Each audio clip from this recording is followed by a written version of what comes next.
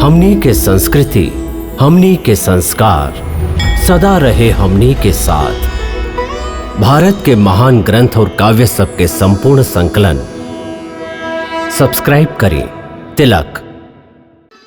अक्रूर जी आज्ञा दी है द्वारकाधीश।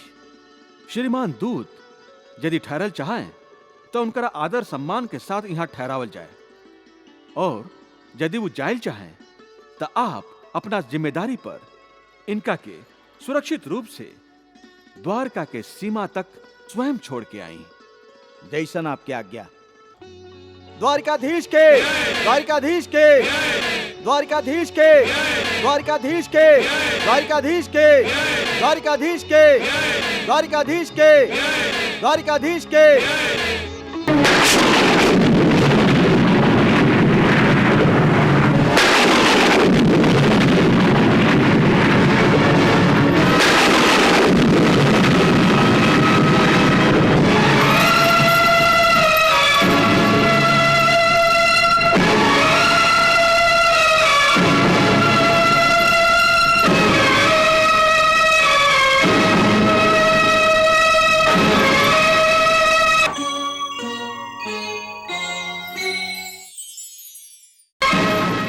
रुक जाई दाऊ भैया, रुक जाई।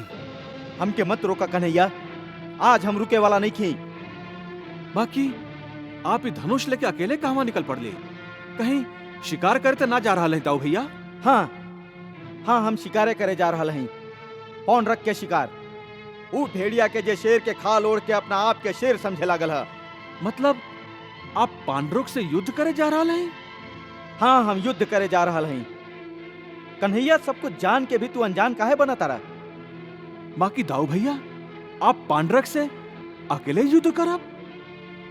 पौंड्रक के वध करे खातिर हमके सेना के जरूरत नहीं है कन्हैया। पौंड्रक और ओकर सेना के नाश हम अकेले ही कर सकिले। बाकी दाऊ भैया, हम लोग के सोच समझ के ही कदम उठावे के चाहिए। कन्हैया, का तोहके हमार बल पर विश्वास ना रहल? हम ऐसा कब कहली दाऊ भैया? तब फिर का तोहके हमार शौर्य पर, हमार वीरता पर विश्वास ना रहल? ई बात नहीं खे दाऊ भैया। यदि ई बात नहीं है तो फिर चिंता करे के कोनो जरूरत नहीं है कन्हैया। हम वो उन्मत्त पौंड्रक के नाश करके जल्दी लौटब। बाकी दाऊ भैया,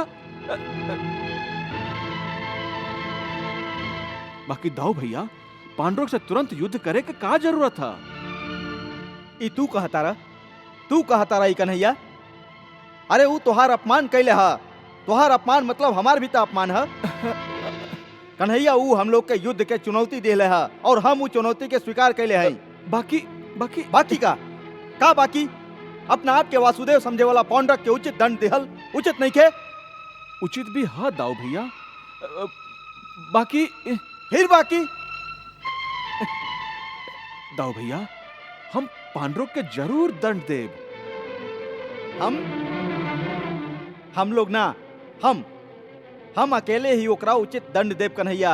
और एकरा खातिर हमके केहू के सहायता के कोनो जरूरत नहीं है। हम जानत हैं दाऊ भैया, आप परम शक्तिशाली हैं, बलशाली हैं, शौर्यशाली हैं। आप अकेले ही पांडुरंग के वध कर सकीले। यदि ऐसन है फिर हमके युद्ध पर जाए से तू काहे रोका तारा कन्हैया? ऐसन कौन सा चिंता है जे तोके खा रहा? बतावा दाऊ भैया, हमार चिंता के खाली आप ही दूर कर सकीले।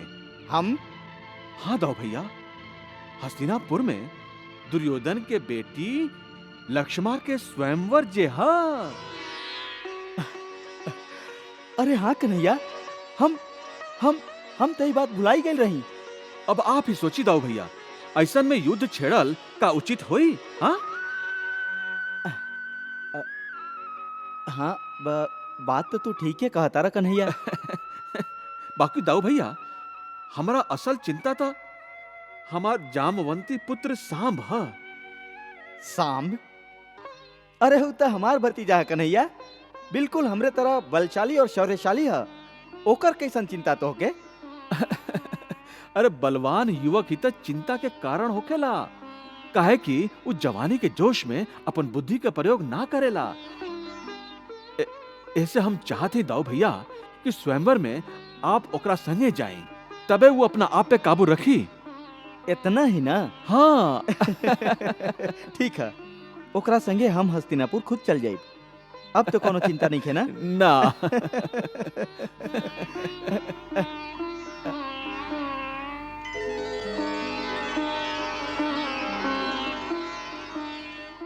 अब हम तोके बहुत अच्छा तरह से जाने लागल हैं। आ? तू उहे करेला जे तू चाहेला, और हम ना मालूम कैसे तुरंत तुहार बात मान जाइला।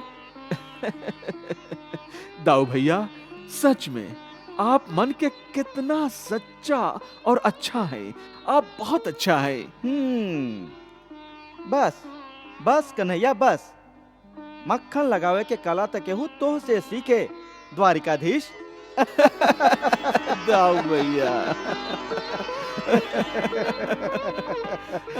देखा था कन्हैया, देखा था पौंड्रक के वो दूत के भाषण के वजह से कितना क्रोधित हो गई रही, और अब बिल्कुल शांत हो गई रही। कन्हैया, ई चमत्कार तू बार बार कैसे देखावेला?